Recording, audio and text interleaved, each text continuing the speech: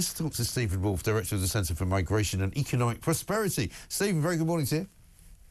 Very good morning, man. How could it not be a good morning when you've got those gaffes and songs to liven? I'll tell you what, the people of this nation are giving me great sort of joy, because the great thing about Britain is no matter how awful things are, people just see the funny side of it, and people are just absolutely detesting this Labour government and this useless Prime Minister that we've got. I don't think I can imagine anything worse than Keir Starmer. You know, he's talking as well yesterday about, you know, the things we're talking about this morning, saying national security will be the priority when he decides whether or not the likes of Shamima Begum will be allowed back into the country. Well, it would be nice if national security was the priority for actually checking who the hell's coming in on a daily basis on the small boats, who we don't even know. Oh, I couldn't agree more. But the one thing that you know about Keir, as soon as he says national security is a priority with Shamima Begum, it means I'm going to allow her to come back. Yeah, I do worry about that, actually. That's what he's bringing in. Right. Obviously, he isn't of national security. After all, this is a country that's allowed Abba Qatada to stay, despite being a Fatma Bletta, who is a big gangster. We just had a 70 guy who controlled 90%. This is the Turkish guy, right, yesterday? Yeah, and we had a 90% heroin importation, and we could deport him as well. I mean, this is where we got national security. But don't worry, we've got Article 8 of the European Court of Human Rights that allow every terrorist, mass criminal to stay in the country on family grounds. Oh, my God. I mean, the latest sort of illegal migrant that we've got to deal with is a guy called Karendeep Singh, jailed this week for almost 5 years following a trial at Reading Crown Court. He claimed he was only 18 years of age when he came to this country, but instead he was an awful lot older, and he violently assaulted a worker during a robbery at a branch of Wicks in Berkshire, and now he's going to jail, and I presume when he comes out of jail he won't be deported either. Oh, I doubt that very much, because if you look at the level of the criminality that I've just listed, a number of serious criminals who are all supposedly at that reach of Article 8, where a government is allowed to actually deport criminals. The European Court of Human Rights does not say we can't, but when it comes to family life, you've got to ask, is it for the security of the nation and in the public interest? Well, surely having someone, as we've just seen, who controls 90% of the UK's heroin market is a threat to the country.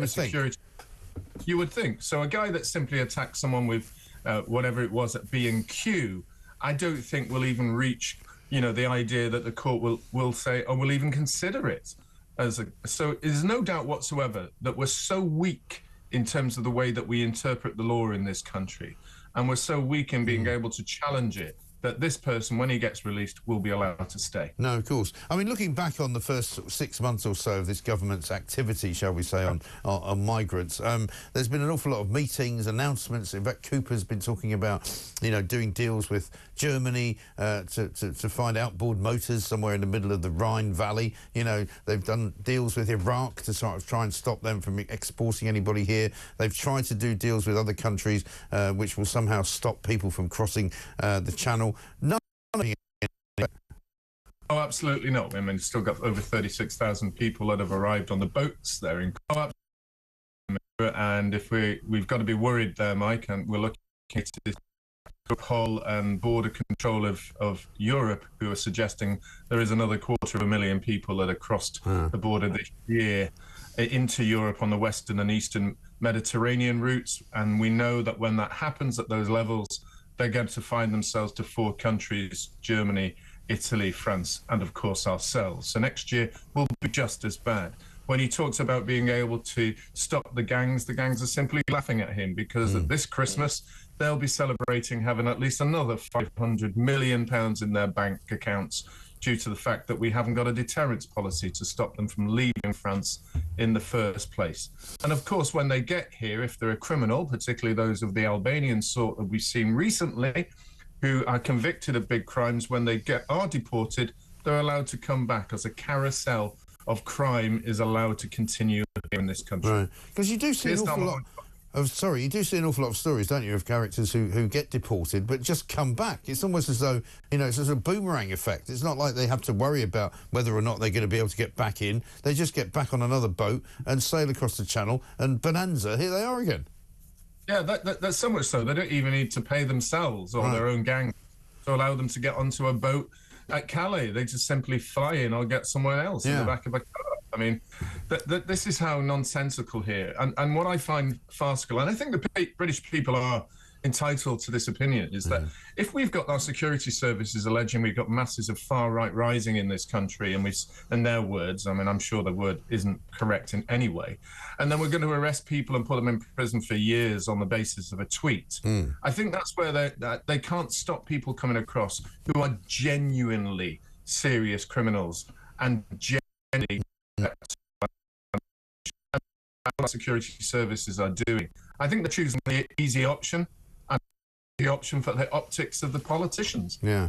Yeah, I think that's absolutely right. So what do you see happening in the sort of opening months of next year? I mean, there's no real indications of how Europe is going to be. It looks like the European Union is kind of, hanging on for grim death to its kind of, rather together, anti-democratic organisation. We've got Germany looking at elections in February. They're probably going to have a Conservative leader rather than a Democrat. It looks as though Giorgia Meloni in Italy is making strides against the importation of so many people from the southern Mediterranean.